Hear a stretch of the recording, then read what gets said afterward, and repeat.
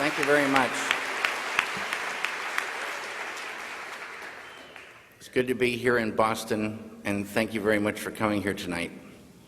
Hi. Hi. Yeah, I teach film, I make films. I would like to know, I'm not a meditator. What does meditation, can you say anything about how meditation connects to your creative process or might help the creative process of my students or myself? Yes, I can. Will you? Yes, I will. Okay. Tonight's talk is consciousness, creativity, and the brain. And if you have a golf ball-sized consciousness, when you read a book, you'll have a golf ball-sized understanding. When you look out, a golf ball-sized awareness. And when you wake up in the morning, a golf ball-sized wakefulness. But if you could expand that consciousness, then you read the book, more understanding. You look out, more awareness, and when you wake up, more wakefulness. It's consciousness. And there's an ocean of pure, vibrant consciousness inside each one of us. And it's right at the source and base of mind, right at the source of thought, and it's also at the source of all matter. And Maharishi Mahesh Yogi teaches a technique called Transcendental Meditation. It's a simple, easy, effortless technique, yet supremely profound, that allows any human being to dive within, experiencing subtler levels of mind and intellect, and transcend and experience this ocean of pure consciousness. This pure consciousness is called by modern physics the unified field. It's at the base of all mind and all matter. And they now say, modern science says, all of matter, everything that is a thing, emerges from this field.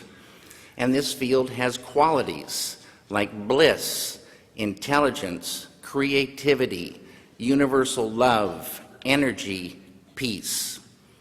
And it's not the intellectual understanding of this field, but the experiencing of it that does everything. You dive within and transcending, experiencing this field of pure consciousness, and you enliven it, you unfold it, it grows. And the final outcome of this growth of consciousness is called enlightenment. And enlightenment is the full potential of all of us human beings. And a side effect of enlivening this consciousness is negativity starts to recede. When I started meditating, I was filled with anxieties, filled with fears, kind of a depression and anger. And I took this anger out on my first wife, and after 2 weeks of meditation, she comes to me and she says, "What's going on?" And I was quiet for a moment because it could have been any number of things she might have been referring to. But I finally said, "What do you mean?" And she said, "This anger, where did it go?" And I didn't even realize it had lifted. Now, these negative things like anger and depression and sorrow, they're beautiful things in a story, but they're like a poison to the filmmaker. They're a poison to the painter. They're a poison to creativity. They're like a vice grip. If you are super depressed, you can't hardly get out of bed, let alone think ideas, have that creativity flowing. So it's money in the bank to get that beautiful consciousness growing, which is flowing creativity, the ability to catch ideas at a deeper level. Intuition grows. This field is a field of pure knowingness. You dive in there, you sort of just know how to go. You know how to solve solutions. It's like an ocean of solutions. And you can just feel this thing growing. But the ultimate thing for me is the enjoyment of the doing, the enjoyment of life grows huge. I love making films now more than ever before. Ideas flow more. Everybody has more fun on the set. Creativity flows. There's no, people look like friends and not like enemies. It's a beautiful, beautiful thing, and it's us. In Vedic science, this field of pure consciousness is called Atma, the self of us all. At that level, as Dr. John Hagelin would tell you, at that level of life, we are all one. We're one.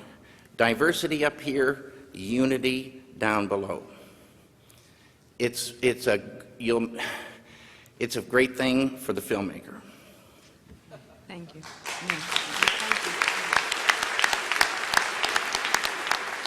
I would like to have a glass of water, if that's possible. Okay.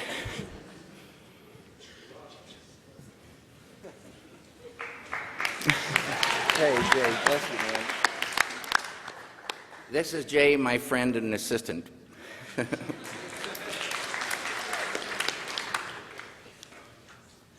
It's really good.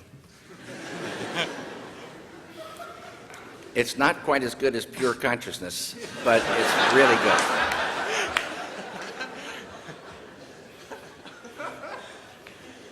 Hello. How you doing? Not bad. How are you? Good. Well, my name is Alex Harvey. I've been meditating for a while. I want to know if there was a moment where you realized the effect that pure consciousness had on your work. Right from the very beginning. And like I said, I might have been, I think I had so many anxieties and fears, and I felt those lifting. And bliss is a thing in this field, the unified field. Bliss, they say, is the sweetest nectar of life. Bliss is physical, emotional, mental, spiritual happiness. And you can vibrate with this bliss. And it's this happiness from within. They have a saying, true happiness isn't out there, true happiness lies within. And I always wondered, where is this within? And they don't say where it is. And then they don't even say how to get to it. This is the beauty of this technique. There's lots of forms of meditation, but with Transcendental Meditation, to me, the key is the word transcend, to dive all the way in. It's a huge realm between the surface of life and this fundamental pure consciousness, but it's there. And when you're in it, you know you're in it. It's familiar, but it's you. And right away, a happiness, but it's not like a goofball happiness. It's a thick beauty. It's a thick beauty to appreciate life and living. And why suffer? Suffering starts to go. And people say, well, you got to have anger. You got to have an edge, to create. You got to know about anger. You got to have energy. You got to have clarity to create. You got to be able to catch ideas. You got to be able to be strong enough to fight unbelievable pressure and stress and the whole thing in this world.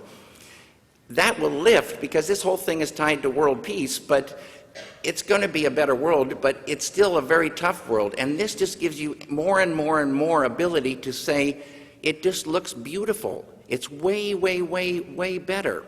And this happened right away. Thank you. You bet.